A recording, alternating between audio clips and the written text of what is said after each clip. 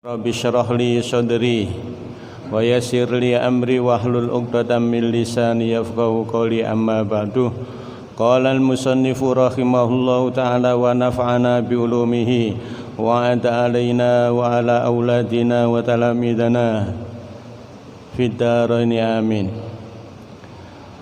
Para bapak, para ibu yang saya hormati, pertama mari kita bersama-sama muji syukur kehadirat Allah Subhanahu wa Ta'ala atas limpahan rahmat yang diberikan kepada kita sekalian, sehingga pada malam hari ini kita bisa bermuwajahah, berkumpul di tempat yang sangat mulia, yaitu di masjid, dalam rangka pengajian rutin. Mudah-mudahan pertemuan kita pada malam hari ini senantiasa mendapat keridhaan dari Allah Subhanahu wa Ta'ala, dan semoga apa yang saya sampaikan nanti bisa bermanfaat bagi kita sekalian. Amin amin ya rabbal alamin.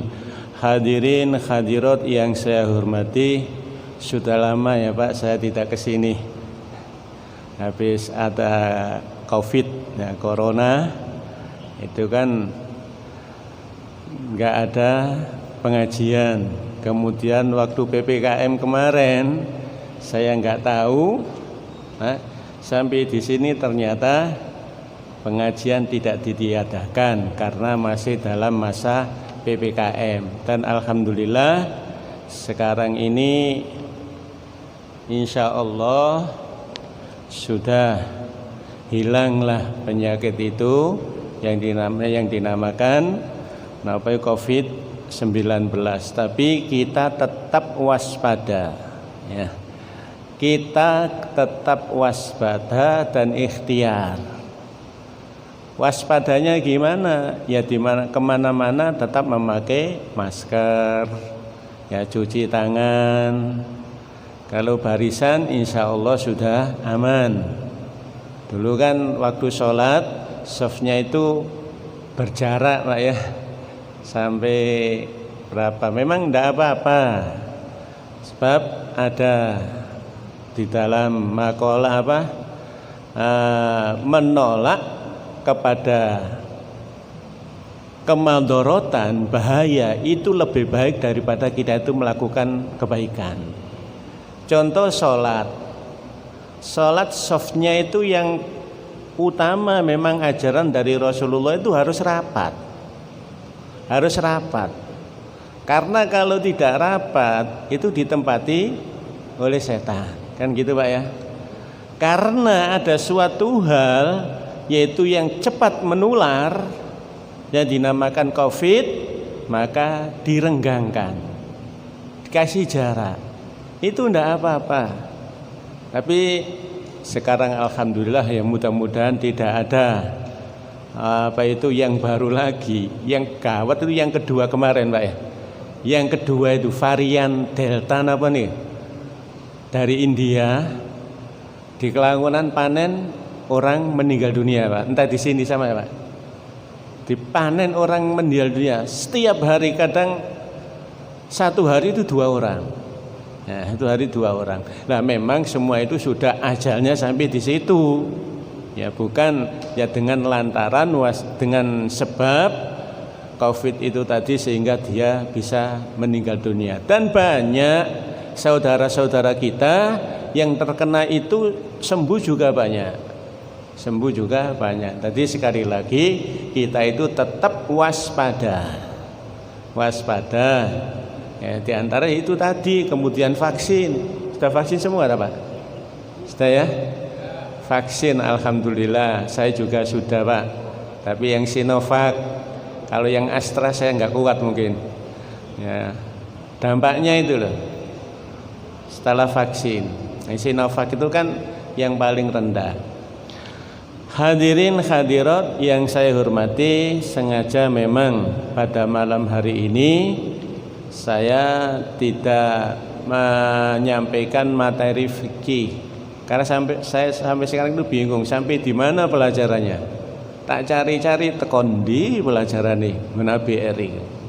Jadi saya ambil kitab hadis Pak, namanya Lubabul Hadis. Nah ini mudah-mudahan nanti juga bermanfaat. Bismillahirrahmanirrahim.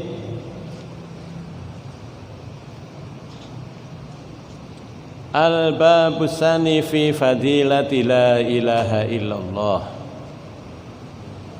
yaitu menerangkan tentang la ilaha illallah.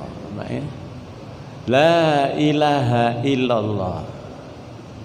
Hadis ini sangat dahsyat sekali para bapak, para ibu ya. Karena seseorang itu tidak bisa dikatakan beriman apabila dia itu tidak mengucapkan kalimat la ilaha illallah. Jadi imannya seseorang itu tidak dianggap sempurna kalau dia tidak mengucapkan kalimat la ilaha illallah. Itu kalimat tauhid. Malah menurut ulama yang dinamakan Imam Al-Faqihani, sesungguhnya orang yang senantiasa membaca kalimat la ilaha illallah ketika masuk rumah. Jadi kita keluar dari rumah, masuk ke rumah mengucapkan la ilaha illallah. Habis dari masjid jamaah masuk ke rumah mengucapkan la ilaha illallah. Habis belanja masuk ke rumah zikir dengan mengucapkan la ilaha illallah. Pokoknya setiap kali kita masuk ke rumah mengucapkan kalimat la ilaha illallah. Apa kata ulama tersebut? Tanfi al-faqrah. Tanfi al-faqrah. Maka orang yang senantiasa membaca kalimat la ilaha illallah dihilangkan oleh Allah Ta'ala masalah kefakiran. Jadi kehidupan kita di dunia ini dicukupi oleh Allah, tidak sampai menjadi orang yang kekurangan. Dicoba saja Pak. Ya, coba. Setiap kali masuk la ilaha illallah, masuk rumah la ilaha illallah. Nah, ini kata ulama seperti itu. Inna mulazamata dzikriha inda dukhulil manzil tanfi al-faqrah. Hadis pertama, qala Nabi sallallahu alaihi wasallam, man qala, siapa orang yang mengucapkan kulla yaumin, setiap hari mengucapkan la ilaha illallah Muhammadur Rasulullah. Di siapa orang yang setiap hari itu mengucapkan kalimat la ilaha illallah Muhammadur Rasulullah. Berapa kali? Mi'ata marrah. Mi'ata marrah itu 100 kali Pak. Oh nggih, monggo Mbah matur nuwun.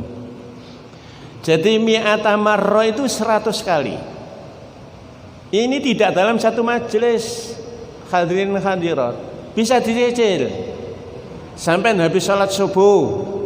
Ya, daripada enggak ada yang dibaca, ngelamun baca la ilaha illallah Muhammadur Rasulullah, la ilaha illallah Muhammadur Rasulullah 20 kali. Habis zuhur 20 kali. Habis maghrib, habis isya 20 kali. Jangkep. Dalam setiap sehari itu 100 kali.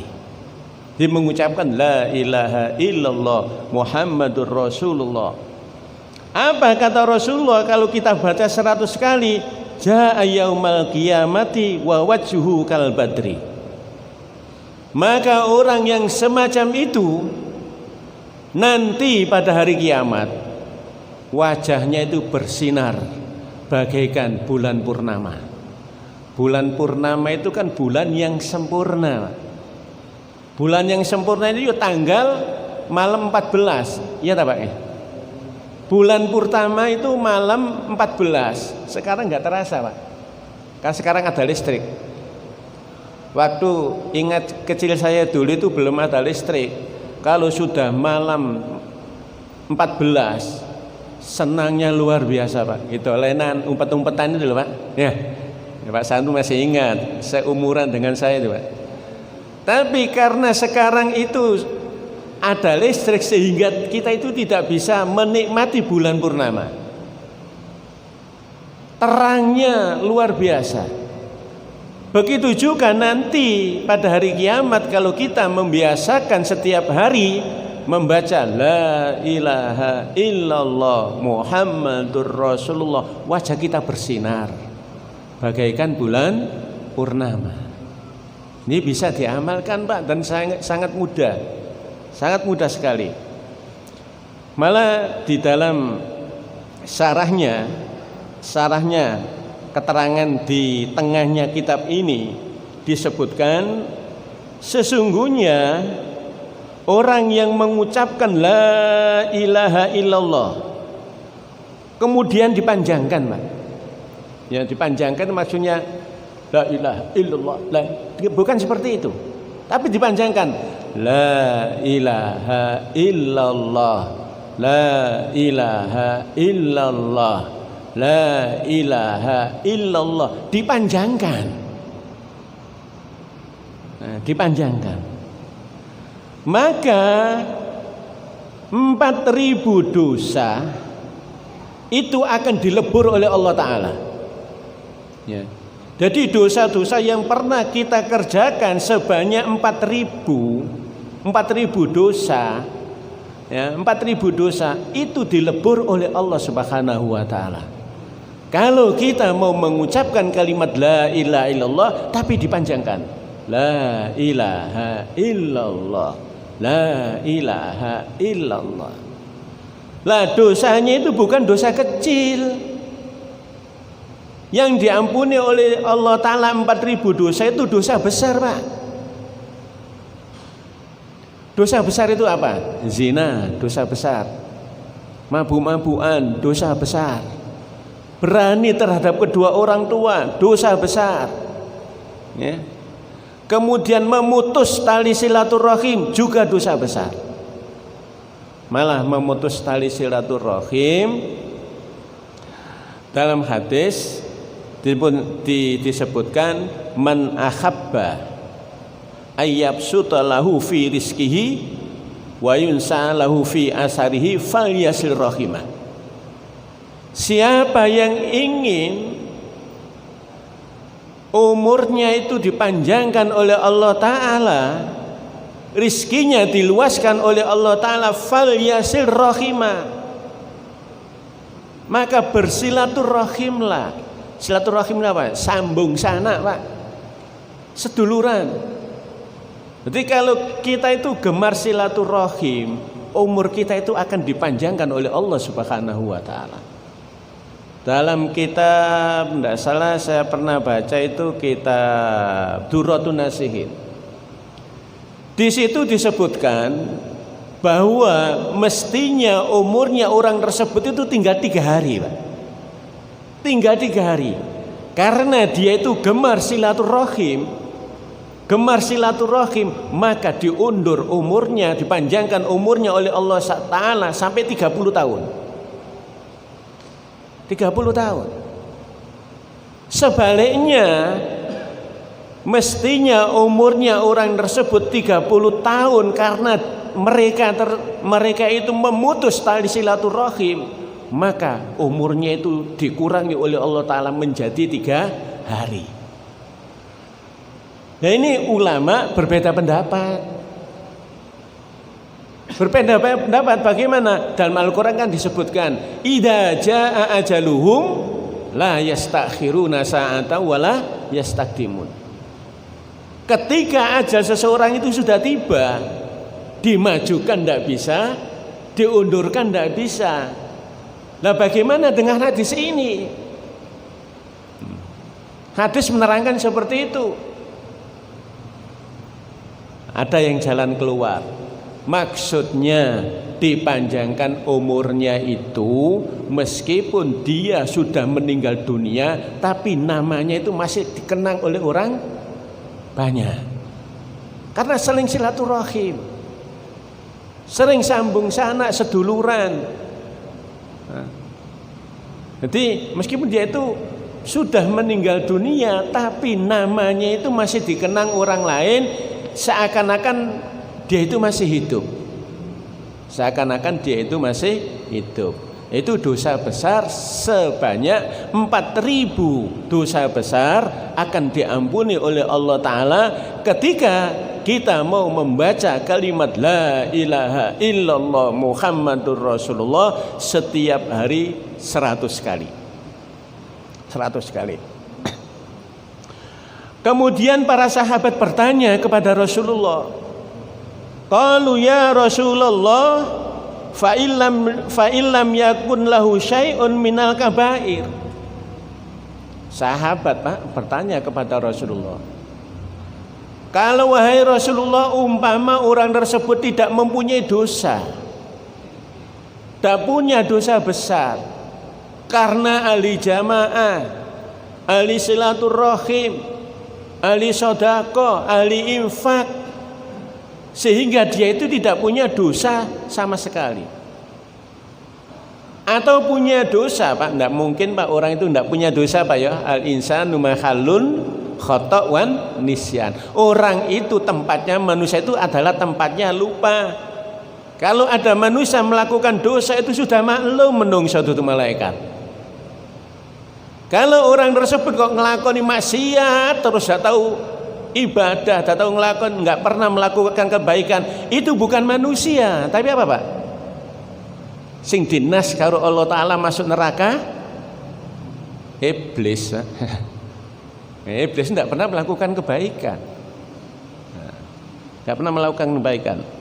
Lah Rasulullah tanya kepada sahabat, tanya kepada Rasulullah, bagaimana Rasulullah umpama orang tersebut tidak mempunyai dosa besar, dia aktif senantiasa membaca kalimat la ilaha illallah setiap hari 100. Dijawab oleh Kanjeng Nabi, yaghfiru li ahlihi, maka Allah Ta'ala akan mengampuni kepada keluarganya, wajironihi, dan tetangganya. Ini pentingnya kita itu mempunyai keluarga yang soleh. Pentingnya kita itu mempunyai keluarga yang ahli dzikir. Meskipun kita tidak dzikir, maka akan mendapatkan apa itu syafaat percikan dari keluarga kita yang ahli dzikir. Yang ahli dzikir. Jadi kata Rasulullah, umpama dia tidak mempunyai dosa, maka diampuni oleh Allah Ta'ala diampuni oleh Allah Ta'ala dosa ahli keluarganya, wali jironihi, dan tetangganya. Ini pentingnya Pak, kita itu bertetangga dengan orang-orang yang ahli dzikir, ya, ahli dzikir. Kita akan mendapatkan syafaat percikan dari zikirnya beliau. Al-Maghfurlah, hadirin hadirat, guru saya yang namanya Mbak Mangli. Saya pernah nyantri di sana dulu waktu buka pondok. Lingkungan masyarakatnya itu adalah pemabuk, madon, sering bunuh membunuh, ya, sering bunuh membunuh, disebabkan karena guru saya Mbak Mangli itu ahli dzikir. Sehingga sekarang itu masyarakat di sekitarnya itu menjadi orang-orang yang agamis. Ingat lagi Kiai Asrori, Kiai Asrori. Kiai Asrori itu waktu mudanya pergaulan setiap hari itu yang diajak berteman itu bukan orang-orang yang baik, Pak. Pemabuk, ya. Dia itu juga rambutnya gondrong-gondrong, pokoknya nakal lah. Tapi Kiai Asrori terjun ke situ bukan mengikuti jejak mereka. Tapi mereka itu diajak secara pelan-pelan, diajak istighosa, sehingga sampai sekarang itu berapa banyak orang yang disadarkan oleh Kiai Asrori berkat zikir, berkat tahlil, wali jirani wali ahlihi. Maka beruntunglah bagi kita yang mempunyai tetangga orang yang ahli zikir, ahli zikir. Kemudian hadis selanjutnya, afdhalu dzikri la ilaha illallah wa afdhalu du'a alhamdulillah. Sebaik-baik zikir dari sekian banyak zikir yang kita ucapkan, afdhalu dzikri itu la ilaha illallah. Makanya kalau imam atau mudin mau zikir kan bacanya kan afdhalu dzikri fa'lam annahu la ilaha illallah. Memang seperti itu. Sesuai dengan hadis, afdhalu dzikri la ilaha illallah. Wa afdhalul du'a alhamdulillah. Dan utama-utamanya doa itu adalah alhamdulillah, ya. Utama-utama doa itu alhamdulillah. Dalam tengahnya diterangkan, sesungguhnya orang yang memuji kepada Allah dengan mengucapkan alhamdulillah, maka dia itu memuji kepada nikmat-nikmatnya Allah. Nikmat-nikmatnya Allah. Kita mengucapkan alhamdulillah, alhamdulillah. Berarti kita itu memuji nikmat Allah yang diberikan kepada kita. Tujuannya apa? Kita mengucapkan alhamdulillah itu seakan-akan, bukan seakan-akan, itu merupakan pujian kita terhadap Allah Subhanahu wa taala. Harapan apa? Supaya nikmat itu ditambahi oleh Allah taala. Tak beda dengan begini loh Pak. Ya. Umpama kita itu dikasih orang pakaian bagus, kemudian kita pakai setiap hari. Ketemu orangnya, alhamdulillah Pak, pakaian ini cocok dengan saya. Pas, kainnya bagus, kemudian enak dipakai, warnanya juga sesuai dengan hati saya. Itu tujuannya mengucapkan supaya seperti itu, supaya nanti dikasih lagi. Ya nanti tak belikan lagi. Coba Pak, kalau kita dikasih orang pakaian tidak pernah kita pakai, kemudian diejek, ngekai pakaian kok ngono. Nah, apa orang mau memberi lagi? Tidak mungkin. Tidak mungkin. Demikian pula kalau kita selalu memuji kepada Allah, harapan kita supaya nikmat itu akan ditambah oleh Allah Subhanahu wa taala. Dalam Al-Qur'an sebutkan, la in syakartum la azidannakum wa la in kafartum inna adzabi lasyadid. Jika kamu bersyukur kepadaku, kata Allah, niscaya aku tambahkan beberapa kenikmatan. Tapi kalau tidak mau bersyukur, saya kasih nikmat tidak mau bersyukur, ingat siksaku amat menyedihkan. Kan gitu Pak ya? Sesuai dengan hadisnya. Kal badri wa afdalu du'a alhamdulillah. Hadirin hadirat yang saya hormati, Rasulullah juga bersabda, addu zakata abdanikum biqauli la ilaha illallah. Ya. Zakatlah, keluarkan zakat badanmu itu dengan kita mengucapkan kalimat la ilaha illallah. Ternyata hadirin hadirat, badan kita itu ada hak untuk dikeluarkan zakat. Ya. Zakat kan macamnya banyak Pak. Ada zakat tijarah, perdagangan, ada lagi fikih kontemporer zakat profesi, ada lagi zakat tumbuh-tumbuhan, ya, buah-buahan. Itu ada zakatnya. Lah badan kita itu juga berhak untuk mengeluarkan zakat. Apa zakatnya badan kita? Kata Rasulullah, yaitu dengan mengucapkan la ilaha illallah. Semakin banyak kita mengucapkan kalimat la ilaha illallah, semakin banyak kita itu mengeluarkan zakat kita, zakat badan kita. Addu zakatakum biqauli la ilaha illallah. Kemudian dalam hadis lagi, ma min abdin yaqulu la ilaha illallah Muhammadur Rasulullah illa qala Allah taala sadaqa abdi wa anallah la ilaha illa ana usyrikum ya malaikati qad ghafirtu lahu ma taqaddama min dzambi wa ma ta'akhkhar. Yang artinya tidak ada seseorang yang mengucapkan kalimat la ilaha illallah Muhammadur Rasulullah kecuali Allah berkata, benar hambaku. Ya, nanti kita yang mengucapkan la ilaha illallah Muhammadur Rasulullah, Allah Ta'ala menyampaikan, menyerukan kepada malaikat, wahai malaikat, benar apa yang diucapkan oleh hambaku itu. La ilaha illallah Muhammadur Rasulullah. Tidak salah. Ya. Tidak salah. Ana ushidukum ya malaikati qad ghafirtu lahu ma taqaddama min dzambi wa ma ta'akhkhar. Wahai malaikat, saksikan, sesungguhnya saya telah mengampuni dosa-dosa orang tersebut, dosa yang telah lewat dan dosa yang akan datang. Di sepuro kali Gusti Allah Pak menawi kula kali panjenengan sedaya sering-sering mengucapkan kalimat la ilaha illallah Muhammadur Rasulullah. Makanya tidak ada alasan kita itu tidak membaca kalimat la ilaha illallah. Nah, kalimat la ilaha illallah menurut Imam Abul Hasan Al-Asy'ari Pak. Ya, jadi aqaid 50.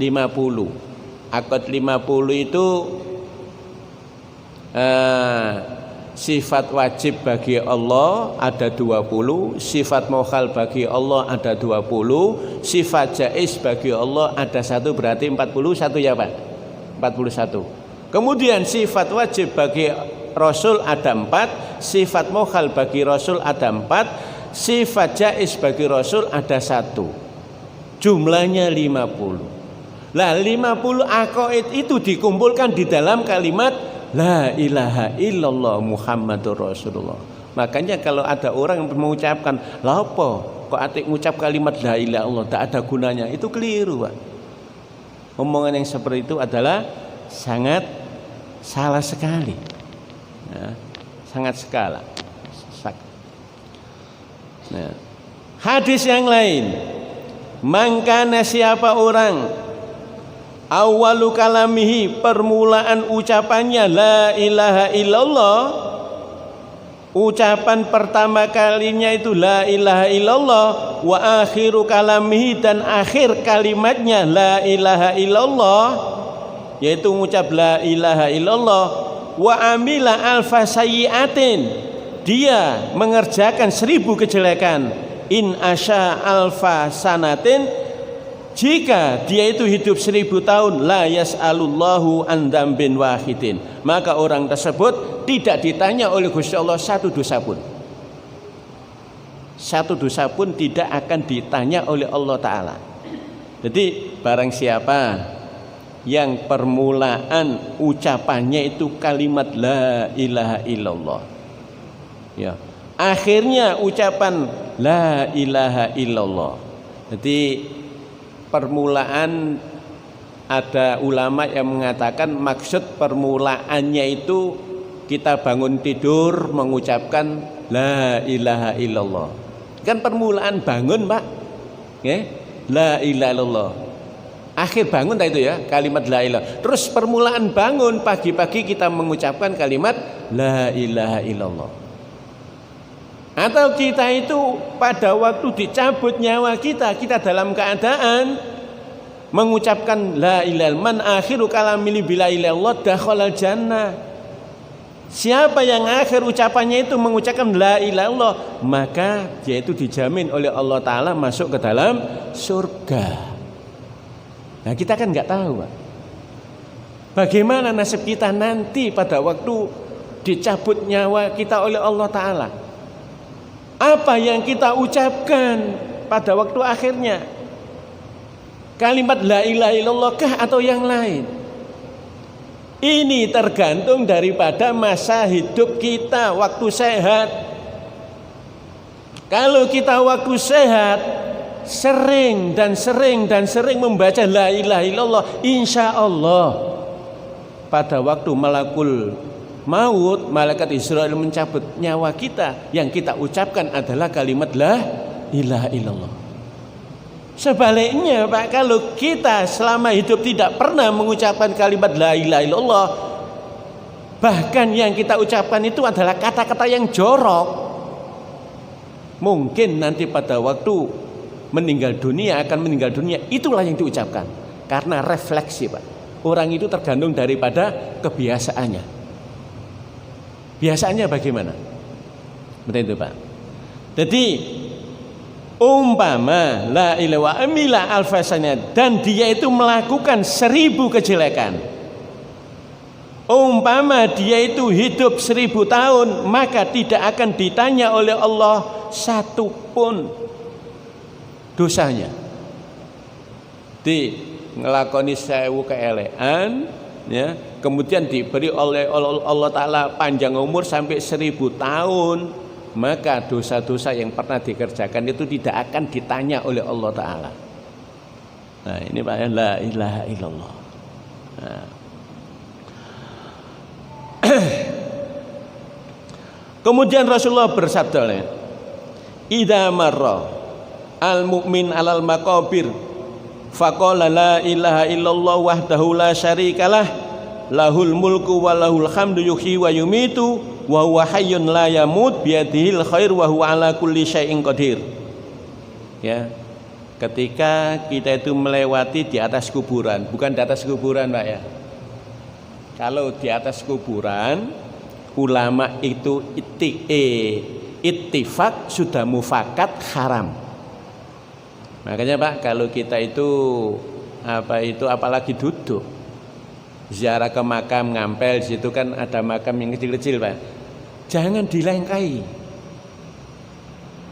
lewat jalan yang kosong.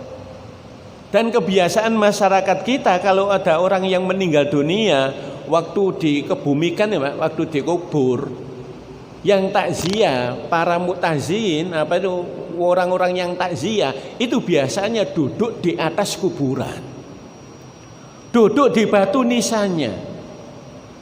Itu bahaya. Bahayanya apa? Kalau dia itu tahu siksaan yang diterima oleh orang yang ada di dalam kubur, maka niscaya dia itu tidak akan duduk di atas kubur. Bagaimana siksaannya? Orang yang kuburannya itu dilewati di atasnya, maka atau diduduki di situ, maka orang yang ada di alam kubur, di alam barzah, itu mendapatkan siksaan dari Allah Ta'ala. Siksaannya itu bagaikan dia itu dibakar Pak ya, dibakar kemudian disiram dengan air. Bagaimana rasanya? Makanya hindari, jangan sampai kita itu duduk atau melewati di atas kuburan. Lah kalau nggak ada jalan, timbul pertanyaan, umpama nggak ada jalan, makamnya itu penuh, bagaimana? Nggak ada jalan lain kecuali lewat situ, ya permisi, saya tak lewat. Itu Pak ya. Memang nggak ada jalan, selagi ada jalan jangan melewati di atas kuburan. Ittifaq itu ulama mengatakan bahwa hukumnya haram. Nah, jadi kalau kita maksudnya tidak lewat di atas kuburan, apabila kita itu melewati pemakaman, Pak ya, kemudian kita mau mengucapkan kalimat itu la ilaha illallah wahdahu la syarikalah lahul mulku walahul hukmu walahul hukmu walahu hamdu yuhyi wa yumitu biyadil khair wa huwa ala kulli syai'in qadir. Dari Kanjeng Nabi, nawwarallahu tilkal kubur kullaha. Kuburan yang kita lewati, yang kita bacakan kalimat tersebut, maka akan diterangkan kuburannya, bersinar kuburannya, bukan di atasnya Pak. Nah, di atasnya kuburan wedi kabeh nanti Pak. Nah, di dalam kuburannya itu semua pemakaman tersebut akan diterangi oleh Allah Ta'ala sehingga tidak gelap. Dan kita yang membaca juga mendapatkan pahala. Manjingnya jam berapa Pak Sanur? Kurang berapa menit? Kurang 5 menit. 5 menit. Nah, yang terakhir Pak, ya. Ini sering. Nah, tahlil la ilaha illallah kan kata-kata tahlil Pak. Tahlil itu apa sih? Ya la ilaha illallah. Tahmid itu subhanallah. Tasbih subhanallah alhamdulillah. Tarja innalillahi wa inna ilaihi rajiun. Ada yang mengatakan tahlil itu tidak boleh sesak ini. Salah. Padahal ada hadis halilu mautakum.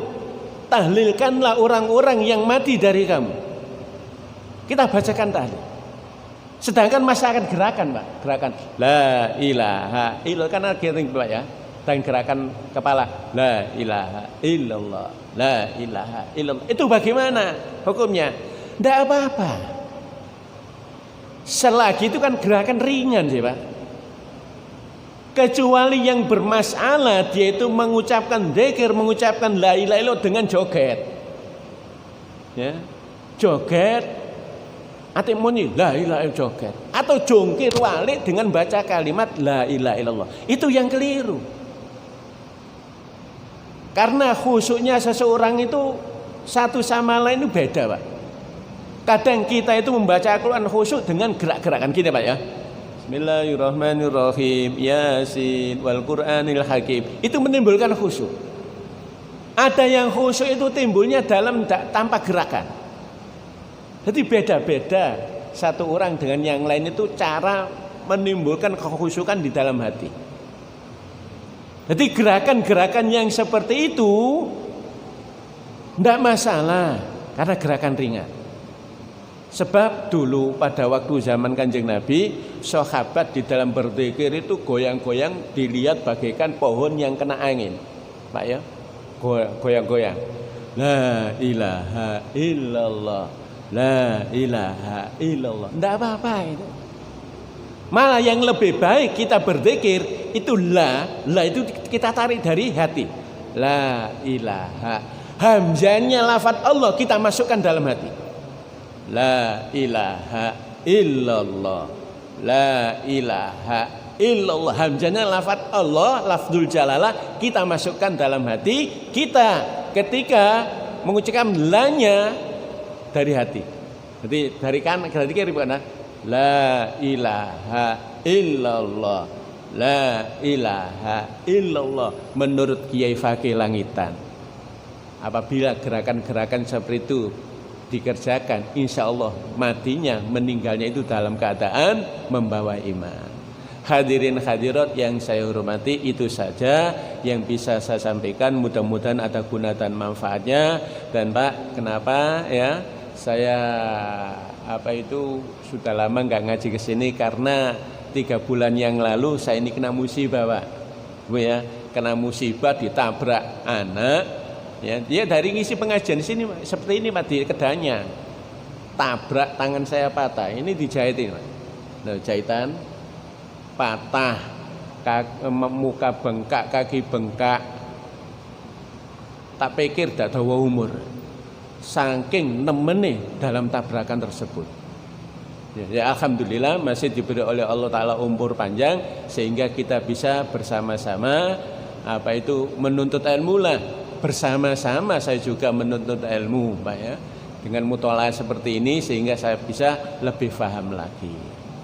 Dan alhamdulillah doanya mudah-mudahan saya bisa tetap diberi kesehatan. Amin amin ya robbal alamin. Itu saja mungkin yang bisa saya sampaikan, kurang lebihnya saya mohon maaf. Mungkin masih ada waktu sedikit, ada yang bertanya, monggo.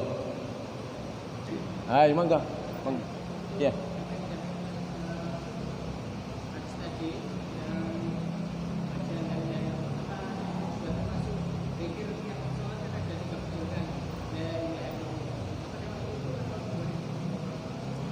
Beda Pak. Kalau zikir yang setiap hari itu kan tidak ada Muhammadur Rasulullah Pak. Ya, kan la ilaha illallah. Di sini kan diterangkan mangqala la ilaha illallah Muhammadur Rasulullah mi'ata marrah, 100 kali ditambahi Muhammadur Rasulullah. Berarti kalau dilihat dari ini selain zikir yang kita baca pada waktu sholat jamaah. Jadi nanti habis zikir itu sampai Di samping iktikaf baca la ilaha illallah Muhammadur Rasul 20 kali kan Pak, 20 kali 5 kan 100. Nah, itu. Jadi selain itu Pak. Sudah dipahami Pak? Yang lain monggo barangkali ada yang tanya. Sudah mancing ini Pak? Belum. Siapa yang tanya lagi? Ada? Ayo Pak Sanul, monggo Pak Sanul. Zikir di tempat sepeda motor sambil jalan itu punya bagaimana? Ya enggak apa-apa. Jadi zikir itu tidak harus kita itu duduk. Posisi dimanapun boleh kita itu berzikir, asalkan jangan di toilet Pak. Kan di toilet kita itu mengucapkan kalimat thayyibah itu tidak boleh. Waktu BAB tadi la ilaha illallah, atau baca salawat Allahumma sholli ala Muhammad sallallahu alaihi Muhammad, dosa, tidak boleh. Jadi zikir itu tidak harus kita itu duduk, ya, naik mobil, naik kendaraan sepeda motor misalnya zikir la ilaha illallah atau baca salawat, oke, tidak apa-apa, tidak apa-apa Pak ya. Bahkan karena belum waktu panjang waktu isya Pak ya, disebutkan di sini zakat abdanikum biqauli la ilaha illallah. Artinya keluarkan zakat badanmu dengan ucapan kalimat la ilaha illallah. Dikeluarkan hadis dari Ibnu Asakir Pak. Disebutkan sesungguhnya ucapan la ilaha illallah tadfa'u angqa iliha tis'ata wa tis'ina baban minal bala wa atnaha alhamu. Ya.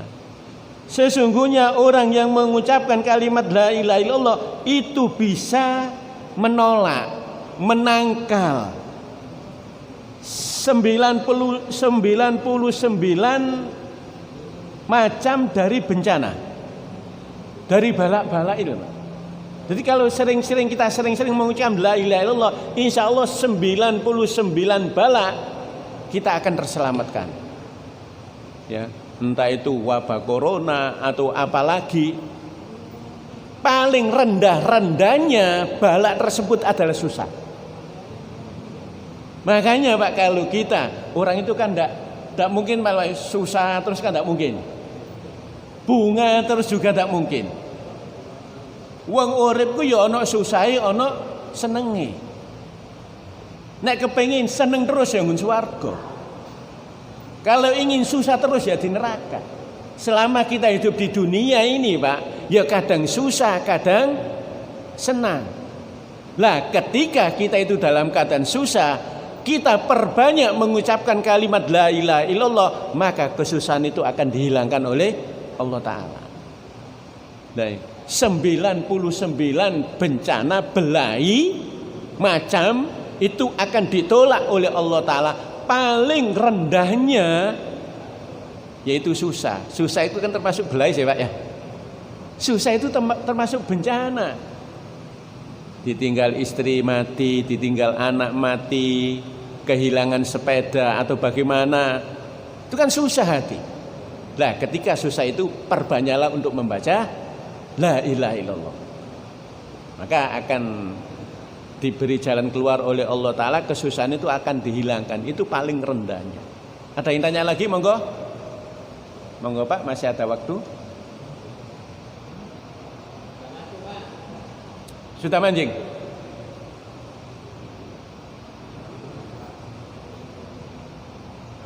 Sudah?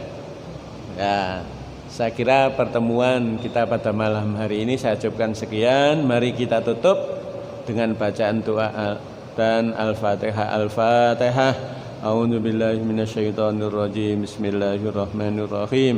Alhamdulillahi rabbil alamin arrahmanir rahim maliki yaumiddin iyyaka na'budu wa iyyaka nasta'in ihdinas siratal mustaqim صراط الذين أنعمت عليهم غير المغضوب عليهم ولا الضالين. بسم الله الرحمن الرحيم. الحمد لله رب العالمين والصلاة والسلام على أشرف المرسلين سيدنا محمد وعلى آله وصحبه أجمعين. اللهم إنا نسألك علما نافعا ونسألك رزقا طيبا ونسألك عملا متقبلا. اللهم اجعلنا وأولادنا وذريتنا وتلاميذنا من أهل العلم وأهل الخير ولا تجعلنا وإياهم من أهل الضر والشر. ربنا هب لنا من أزواجنا وذرياتنا قرة أعين واجعلنا للمتقين إماما. ربنا آتنا في الدنيا حسنة وفي الآخرة حسنة وقنا عذاب النار. وصلى الله على سيدنا محمد وعلى آله وصحبه وسلم والحمد لله رب العالمين. ثم السلام عليكم warahmatullahi wabarakatuh.